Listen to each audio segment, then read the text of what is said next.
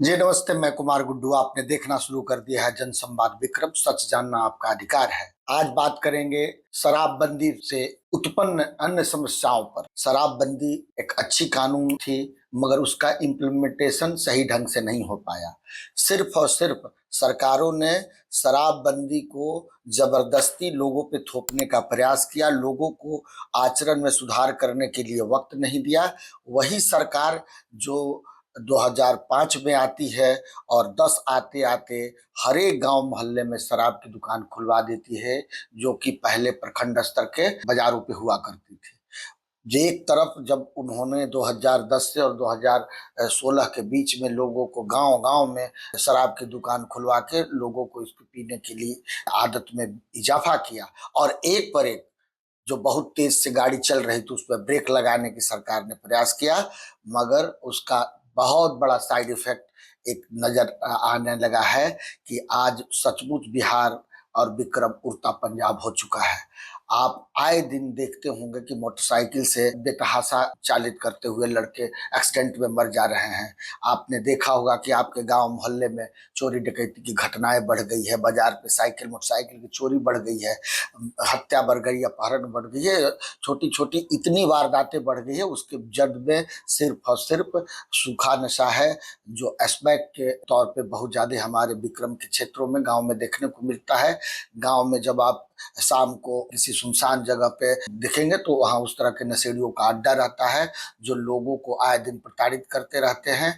एक छोटा बच्चा 10 साल 12 साल का मैंने देखा है और पूछा है, तो 12 साल का लड़का को धीरे धीरे स्मैक की आदत लगाई गए और धीरे धीरे वह उसे मजबूर किया गया कि वो घर से पैसा लाए, और इसको आदत में तब्दील होने की वजह से उसे इसका एक तरह से गुलाम बना दिया गया। अब वो उस स्मैक को आदी होने की वजह से अब वो स्मैक बेचने का काम शुरू कर दिया, 12 साल का लड़का।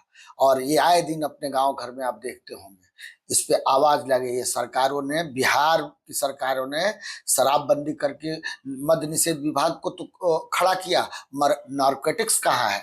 आपके बिहार में नारकोटिक्स का कोई भी बहुत बड़ा मूवमेंट नहीं होता है। उसी क्रम में आज देखे हैं कि 16 से आज 25 हो गया, 9 साल बाद सरकार ने ऐलान किया है कि ALTF अब स्मैक और गांजा तस्करों को रोकेंगे।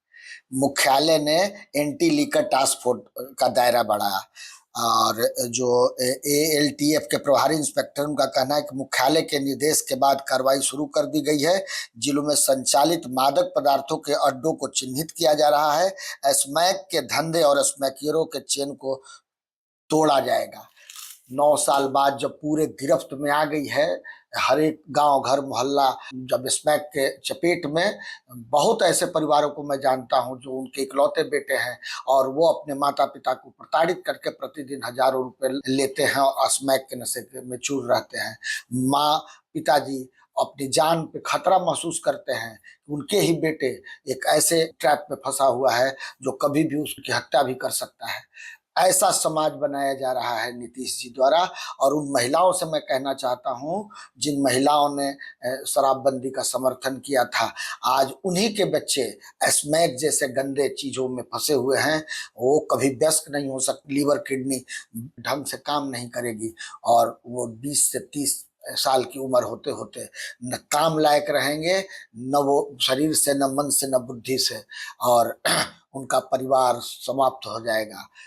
लोग सोचे कि शराबबंदी से उत्पन्न इस व्यवस्था को कौन संपोषित और संचालित करवा रहा है, कौन गांव गांव मोहल्ले मोहल्ले स्मैक जैसे प्रतिबंधित नशे की चीज को चेन की तरह बंटवाया जा रहा है।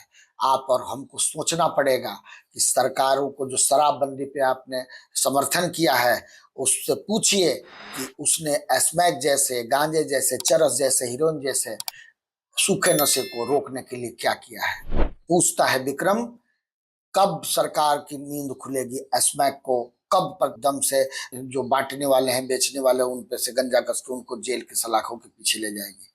जय हिंद, जय भारत, जय विक्रम।